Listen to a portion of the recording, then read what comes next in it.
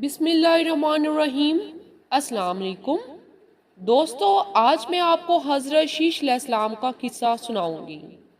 حضرت حابیل کے شہید ہونے کے بعد حضرت آدم علیہ السلام غمگین رہتے، کیونکہ یہ ان کی نسل میں پہلا واقعہ تھا۔ تو اللہ تعالیٰ نے اپنے فضل و کرم سے حضرت شیش علیہ السلام کو بزرگوار فرزند عطا فرمایا کہ ان کی نسل سے سرور عالم خاتم النبی صلی اللہ علیہ وسلم پیدا ہوئے، اور حضرت شیش علیہ السلام پر کچھ صحیفے بھی نازل فرمائے۔ حضرت آدم علیہ السلام نے وصیت فرمائی تھی کہ حضرت نوح علیہ السلام کا زمانہ پاؤ تو میرے جسد کو کشتی نوح علیہ السلام میں رکھ لینا، ورنہ اپنی اولاد کو نصیحت کر دینا کہ وہ ایسا کرے۔ معارج النبوت میں ہے کہ حضرت شیش علیہ السلام حضرت آدم علیہ السلام کی تمام اولاد میں حسین اور محجبین تھے، اور تمام ظاہری و باطنی کمالات سے پر تھے۔ آپ کی پیشانی میں نور محمد خاتم النبی صلی اللہ علیہ وسلم آفتاب کی طرح درخشاں تھا۔ ان سے حضرت آدم علیہ السلام نے نوری محمد صلی اللہ علیہ وسلم کی حفاظت کے بارے میں ایک عہد نامہ تحریر کرایا تھا کہ نور محمد صلی اللہ علیہ وسلم کو پاک رحموں اور پاک پشتوں میں پہنچایا جائے، یک کے بعد دیگرے اسی عہد نامے پر عمل کیا جائے اور اس عہد نامہ کو ایک دوسرے تک پہنچایا جائے۔ چنانچہ اسی طرح کیا گیا۔ حابیل کی شہادت کے 5 سال بعد حضرت شیش علیہ السلام پیدا ہوئے، اور حسن خوبی اور حسن صورت میں حضرت شیش علیہ السلام حضرت آدم علیہ السلام کے مشابہ تھے۔ حضرت آدم علیہ السلام نے قبل از وقت حضرت شیش علیہ السلام کو اپنا ولی عہد بنا دیا تھا، اور حضرت شیش علیہ السلام حضرت آدم علیہ السلام سے جنت کی وصف ہمیشہ سنتے رہتے اور آسمانی صحیفے کے مضمون بھی دریافت کرتے رہتے۔ اسی لیے دنیاوی لذتیں ترک کیں اور لوگوں سے تنہائی اختیار کر لی۔ اکثر اوقات ورد و وظائف و طاعت میں مشغول رہتے۔ نفس، ریاضتیں اور تہذیب اخلاق ہمیشہ ان کو مد نظر رہتی، اور حضرت شیش علیہ السلام کے زمانے میں لوگ 2 قسم کے تھے۔ ایک حضرت شیش علیہ السلام کی تابعداری میں تھے، آپ علیہ السلام کی نصیحت سے براہ راست عمل کرتے تھے، اور دوسرا گروہ قابیل کی اولاد کی تابعداری میں مشغول تھا۔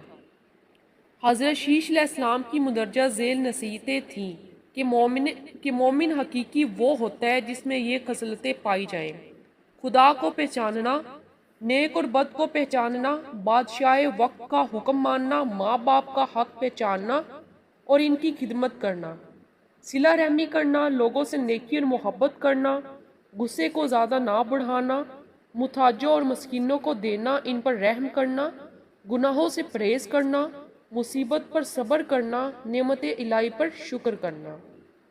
تفسیر عزیزی میں ہے کہ ان پر 50 صحیفے اترے تھے۔ حضرت شیش علیہ السلام کا ذکر قرآن پاک میں کہیں نہیں۔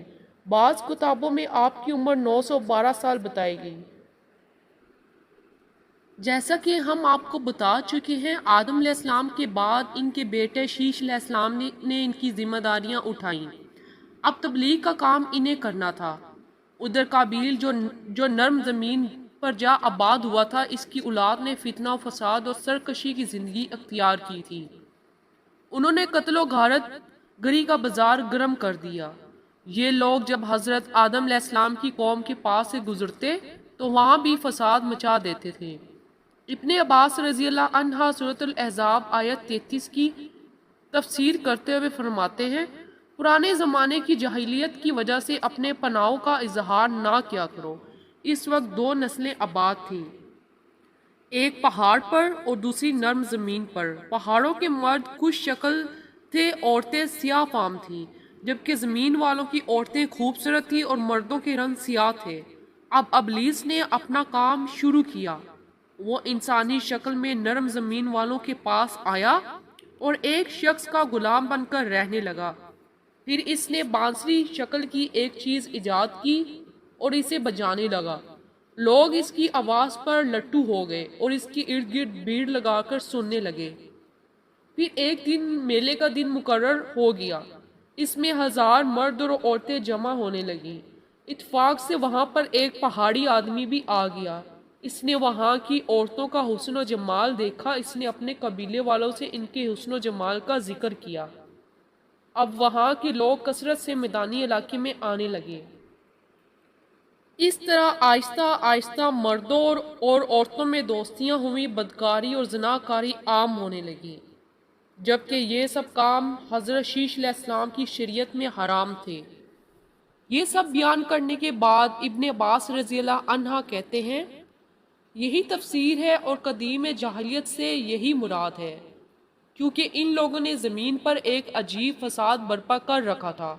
شیش علیہ السلام قوم کے لوگوں کو سمجھاتے رہتے کہ وہ ان کے ساتھ میل جول نہ رکھے، لیکن شیطان مسلسل انہیں ورگلاتا رہتا، یہاں تک کہ شیش علیہ السلام کے ساتھ بہت تھوڑے لوگ رہ گئے اور قبیل کی قوم میں بہت اضافہ ہو گیا۔